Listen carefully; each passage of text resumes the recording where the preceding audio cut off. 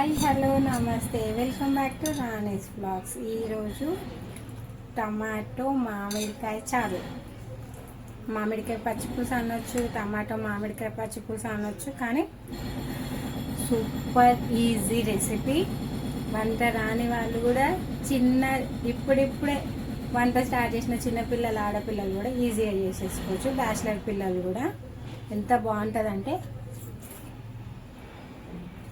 అసలు నమ్మలే పని లేదు, పొట్టలోకి వెళ్ళిపోతుంది, అంత కమ్మగా ఉంది. ఒకసారి ట్రై చేసి ఎలా వచ్చిందో చెప్పండి. దాంతోపాటు గుత్తి వంకాయ కూర, గుత్తి వంకాయ రెసిపీ మళ్ళీ చెప్తాను.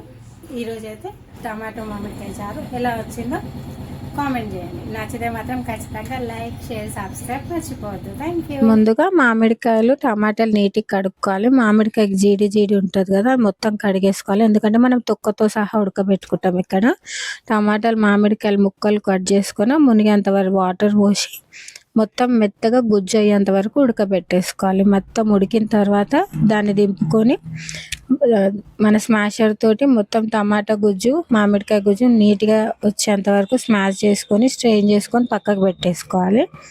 పక్కకు పెట్టుకొని మళ్ళీ స్టవ్ వెలిగించి ప్యాన్ పెట్టుకొని ఆయిల్ పోసి జీలకర్ర, ఆవాలు, ఎండుమిర్చి, వెల్లుల్లి, పసుపు, ఇంగువ అన్నీ వేసి పోపు పెట్టేసుకోవాలి.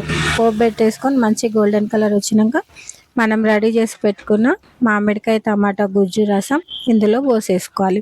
చాలా సింపుల్, పొట్టకి చాలా ఈజీ డైజెషన్. ఎండాకాలం అసలు ఏం తినాలనిపించదు, అట్లాంటప్పుడు ఈ రెసిపీ చాలా బాగుంటుంది.